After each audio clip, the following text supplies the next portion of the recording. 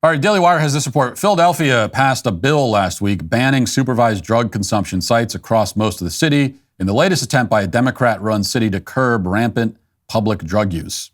The Philadelphia City Council approved the ban Thursday in a 13-1 vote during a heated meeting where dozens of people on both sides of the issue showed up to cheer and heckle speakers.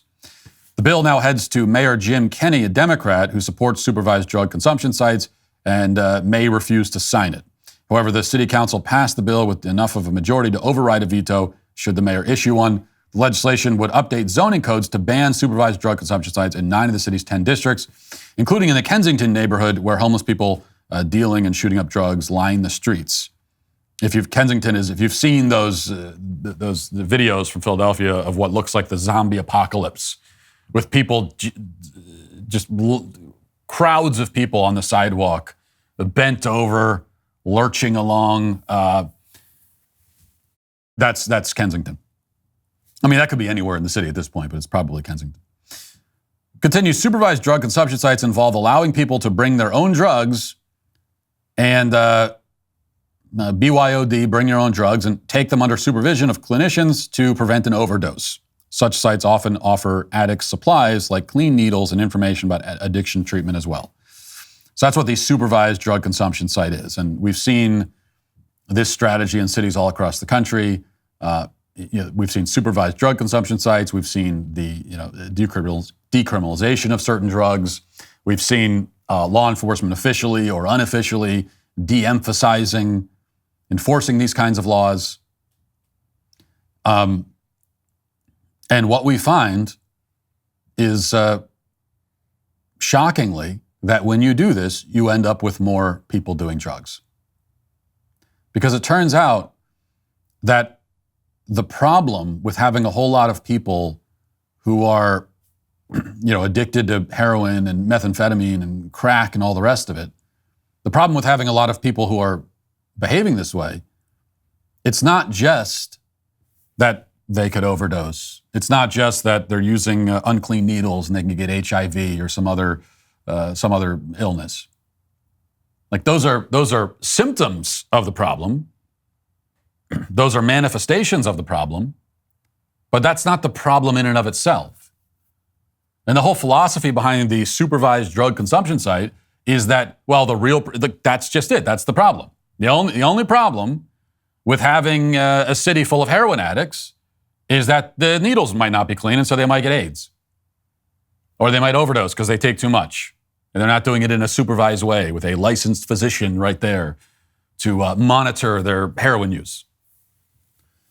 And so if you could just, provide people an opportunity to use clean needles and to use the drugs in front of a doctor, then you're not going to have as many overdoses and everything will be fine. Well, shockingly, that's not how it works. Because it turns out, a couple things. Turns out a few revelations that should not really be revelations. And one of them is that crack addicts and meth addicts and heroin addicts, these by definition are not responsible people. And so they're not saying to themselves, well, I'm shooting up heroin. I'm injecting this poison directly into my veins. But I want to make sure I do it in the most responsible way possible. And so, you know what? I'm going to hold off. I got this heroin needle here. I've got some heroin I just scored. I'm going to hold off on using it until I can get to a supervised drug consumption site. And I'll get a clean needle, and I want to make sure that I'm shooting up in front of with a doctor standing right there. In case that's not what heroin addicts are saying to themselves. And even if they did, it still would not solve the problem, because the problem is the simple fact that you have so many people on these drugs in the first place. Even if none of them ever overdosed, even if none of them got HIV from dirty needles, it would still be a problem. You drive down Kensington, or don't drive down yourself. All you got to do is look at the videos of it, and you see all these zombified people.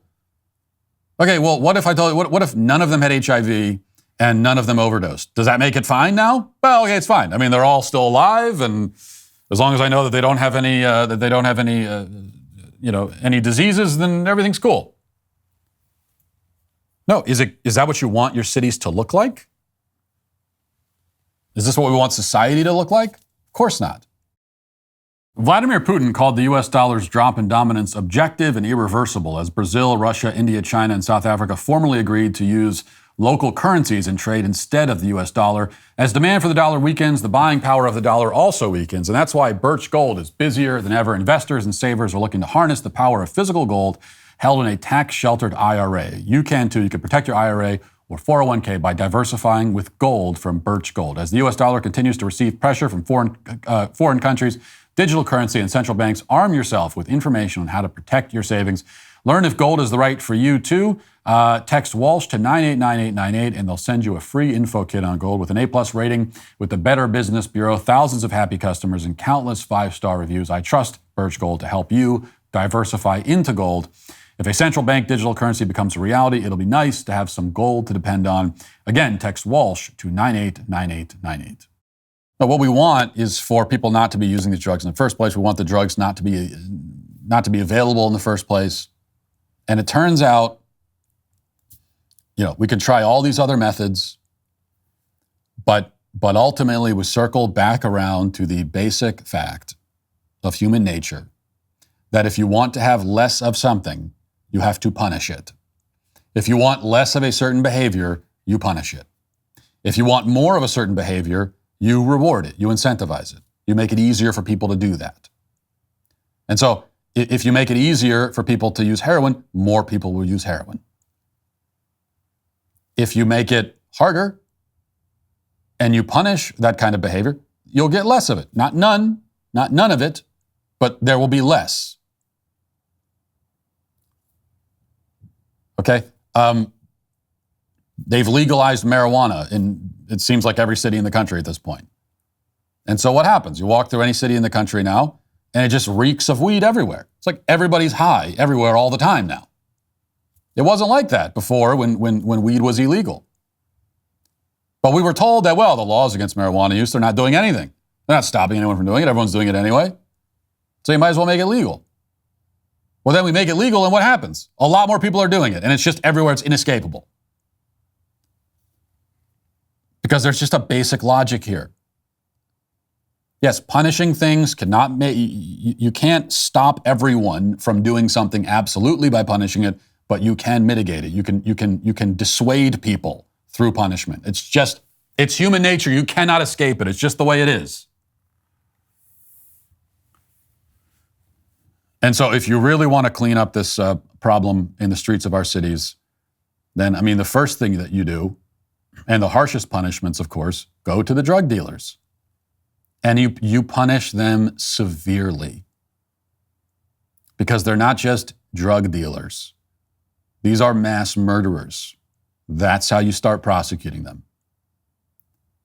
You find someone who's been dealing heroin, you prosecute that person as a serial killer, as a mass murderer, because that's what they are. Okay, they're distributing poison. They know what they're doing. They know what the effects are. They know when they hand over that poison to someone, they're handing over their death sentence. And it might not be a sentence that's carried out right then and there, but eventually it will be. And they know that, and they're doing it anyway because they want the money. And so you start prosecuting them as mass murderers, which means execution. And you start doing that, and you do that enough, there's going to be a lot less of this. It's guaranteed. There just will be. It's guaranteed. Okay, the first time you pull some small-time drug dealer off the streets and you prosecute him as a mass murderer and then take him crying and weeping to the execution chamber, it's an ugly thing. It's not fun. But do you want to live in a decaying, decrepit, collapsed civilization where everybody's a bunch of drugged-out zombies? Is that the kind of civilization you want to live in? Or do you want to clean it up?